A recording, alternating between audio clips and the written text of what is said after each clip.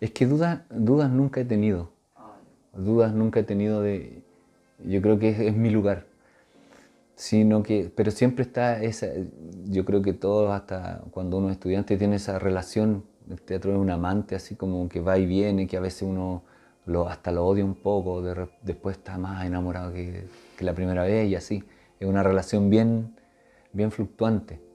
Pero tiene que ver con eso, como también con que a veces uno cree que lo está haciendo bien, lo estoy dando todo y no alcanza ese punto para el cual uno trabajó, ¿ah? Pero no tiene que ver con repito, con el éxito. No quiero que se llenen las butacas solo porque es un éxito de taquilla, ¿me entiendes? Sino que porque creo más en boca a boca, ¿cierto? Cuando una obra es buena, trasciende y uno quiere verla. Y después el tiempo, a los 30 años después, igual uno va a decir, oye, esa obra que era buena. Pero no porque el tipo se propuso hacer una obra buena. Fue buena porque hubo mucho trabajo, mucha pasión, mucha entrega, sacrificio.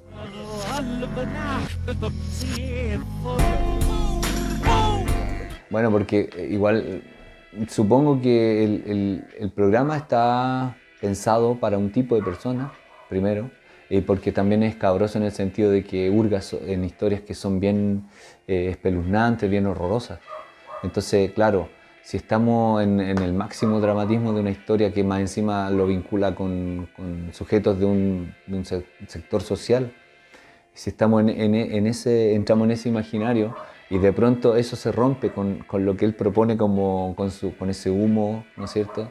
Y la intervención de él, yo creo que ese es como el quiebre que provoca esa hilaridad de la que tú hablas, porque los actores yo por lo menos la experiencia que tengo de mis colegas es que vamos a hacerlo muy en serio, o sea, de verdad como tratar de interpretar aquello que se nos pide, que tiene mucho dramatismo, mucho dolor, qué sé yo. Felizmente fue una relación muy fluida, muy respetuosa. Don Carlos es un tipo bastante cercano, eh, como que las directrices de lo que él quiere, de su planteamiento del mono que él quiere hacer, está bien diseñado, digamos, lo tiene muy claro en su cabeza, entonces como si uno capta eso, fluye muy bien. Tuve esa suerte yo. Los gestos más notorios de una incipiente locura hicieron presa de este joven estudiante.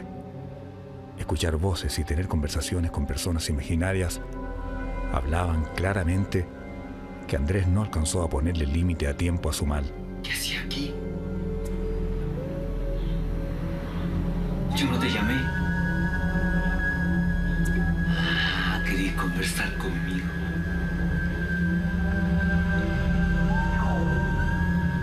¡Atrás, demonio! ¡Déjame tranquilo! ¡No me molestes!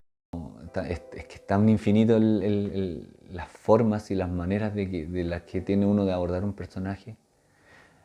Por ejemplo, yo no creo mucho o no practico mucho la manera de cuando uno caracteriza un personaje. Y hay colegas que lo hacen muy bien, porque se ponen, no sé, unos lentes, un maletín y adoptan una postura física y ya son otros.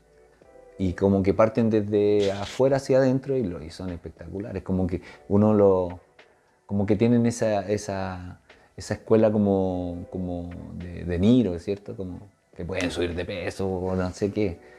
Como, no sé, mis gustos van por otro lado, porque siento yo que uno siempre es el mismo. Los personajes existen, pero uno, en el fondo, uno le presta esos lugares lo que te decía, por no sé, mis lugares más oscuros para hacer a lo mejor a un ser más maldito. Y a lo mejor, claro, tendrá otro tono, o lo mismo, la misma, no sé, el mismo lenguaje va modificándote el tono, el cuerpo, pero no es que uno se lo proponga de antemano, ¿me entiendes? Como esas modificaciones o esas formas empiezan a aparecer a propósito de lo que uno comprendió y cómo uno lo asimiló en el alma, digamos. Es que no fue con el teatro propiamente tal, ¿sabes qué? Fue con el circo, ni siquiera con el circo. Yo estudiaba en una escuela con números en mi comuna, en Lo Prado, que actualmente se llama Mariscal de Ayacucho. Entonces ahí llegaban unos señores, ya sesentones por ahí, y pasaban por los cursos promocionando una función de payasos para tal día, a tal hora, y con una entrada con un valor muy accesible en esa época, no sé, 200 pesos actuales, no sé, algo así. Y entonces a mí me llamó la atención ese mundo, como husmear, como el maquillaje, cómo logran... O sea, ahora lo reflexiono. En el minuto yo sentía fascinación nomás de ver a estos caballeros que eran otros, que estaban con un vestuario de Tony y estábamos todos atentos a su quehacer. Y luego un vecino de la población se ganó la Polla Gol, entonces era millonario y él trabajaba en Chilevisión y en esa época estaba Tiki Taka, como era un Tony más o menos famoso en Chile. Entonces él contrató los servicios del circo de Tiki Taka y fue un fin de semana entero a la población, también con una entrada a muy bajo precio, y pudimos ver ese espectáculo. Sentía mucha atracción por el circo, no sé de dónde viene, pero...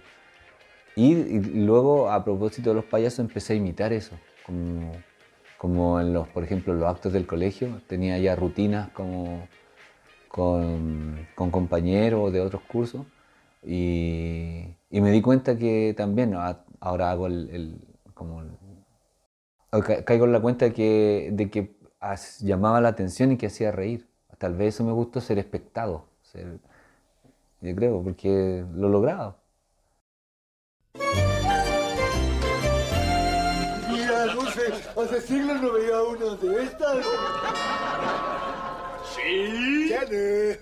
¡Dulce travesura! ¡Travesura! ¡Lo logramos, Dulce! ¡Vamos, Halloween!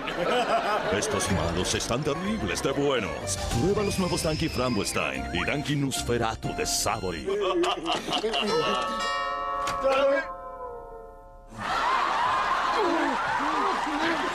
¡Cierra la puerta, idiota! Amo Halloween.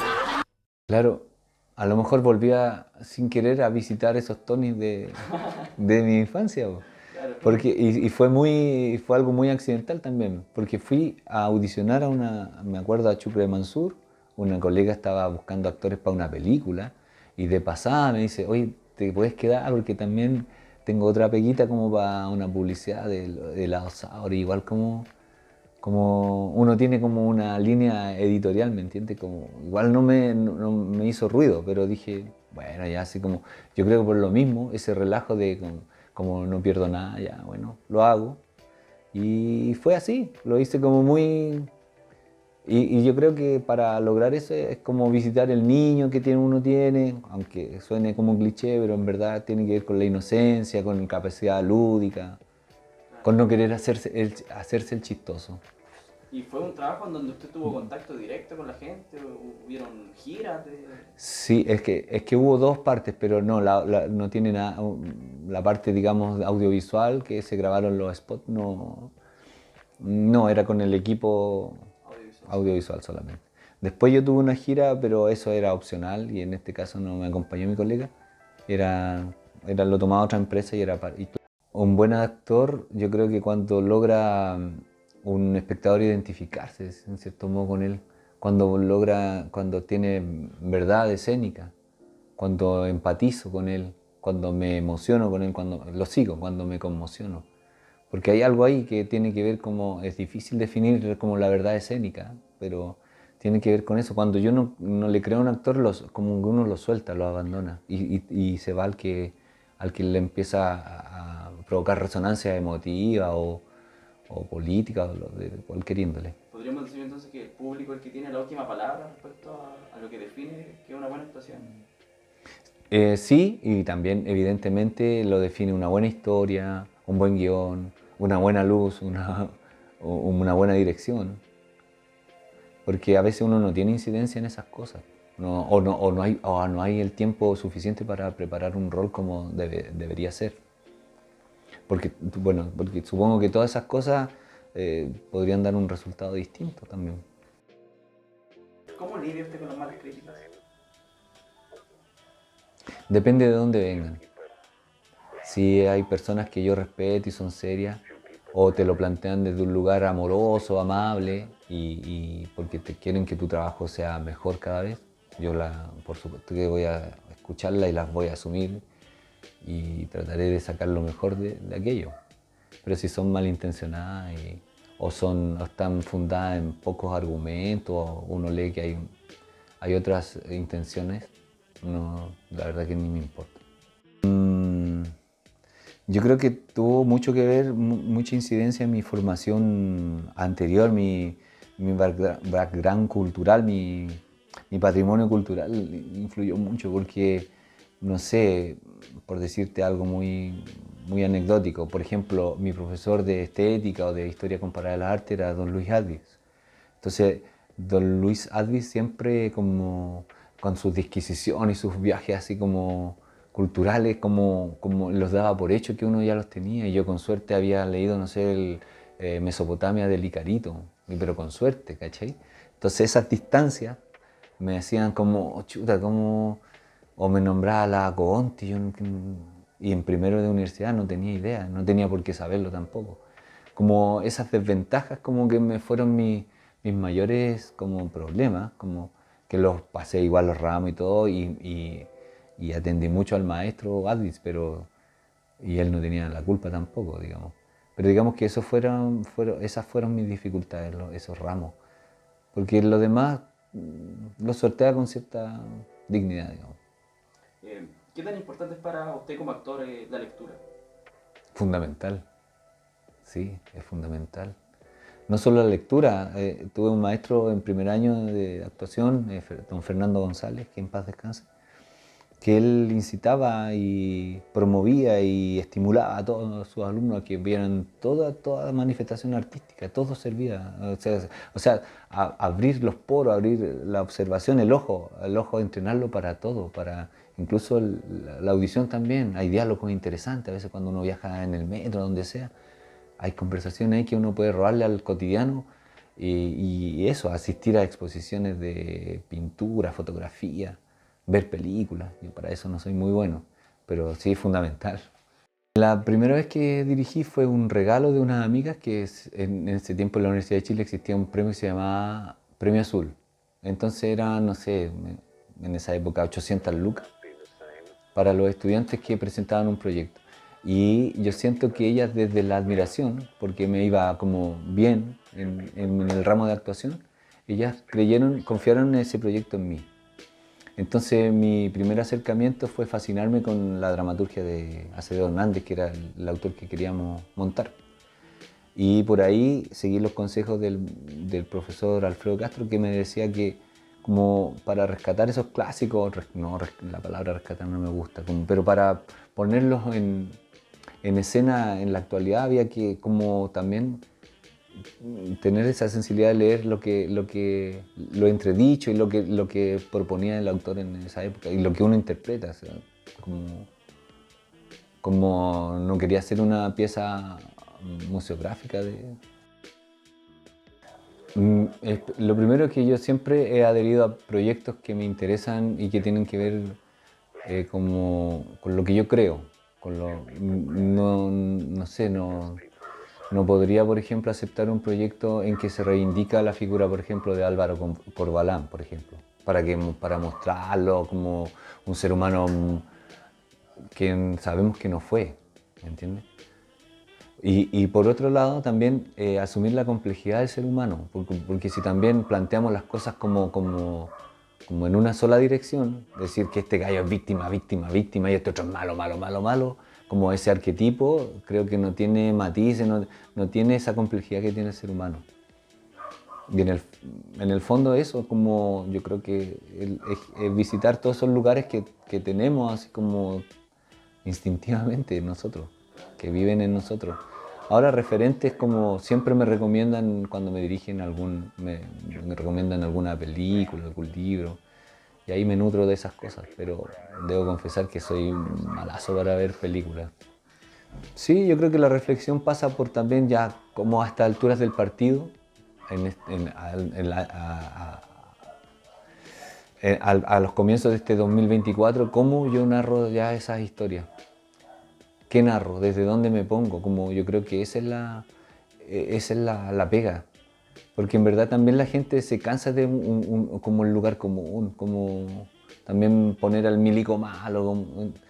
Por ejemplo, me gustó mucho la película de la Martelli porque también es muy cuidado el lugar de donde...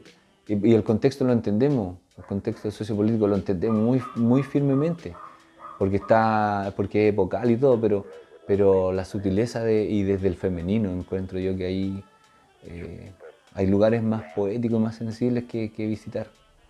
Es como desde donde me pongo el ojo, yo creo, para no solamente cargarlo de esa significancia política. Yo creo que siempre hay que pensar también en las víctimas o en las personas que salieron heridas de guerra de ese periodo oscuro, ¿cierto? Y ponerse en ese lugar también, pues, ¿qué pasa si yo digo esto? ¿Qué pasa si yo los interpelo con esta imagen? Pensar en esos lugares. Entonces, en base a eso, pensar también cómo traduzco eso, pero quiero decir eso, pero no tan literalmente, pero entonces le doy una vuelta a eso, cómo lo traduzco, y ahí está la inventiva de uno, la creatividad. Yo les diría que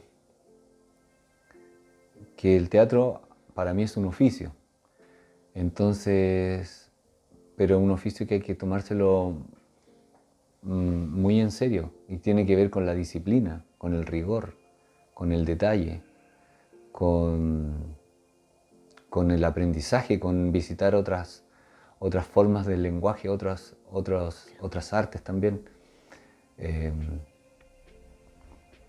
También les diría que se permitan la derrota, como que estamos en tiempos como del exitismo fácil, de querer ser famosillos, y no es malo, no estoy moralizando en ese punto, sino que pienso que primero es que el teatro se encarga, yo creo, el teatro es como, para mí, se encarga como de dejar también a los que tienen que ver con él, ¿me entiendes? A los que lo practican, porque de pronto las personas que hacemos teatro lo ensuciamos, le damos una mirada distinta o no nos acercamos al teatro como yo lo concibo. Como ya te dije, es un acto de libertad, de exposición absoluta con tu alma, es como tu espiritualidad ahí a borde, así como. Y es concreto, y también tiene que, como esa desnudez también yo quiero ver siempre una humanidad ahí, amorosa o no, pero una humanidad que me interpela, que me conmociona. Y eso puede generar cambio en mí, puedo generar que este mundo sea un poquito mejor, ¿no es cierto?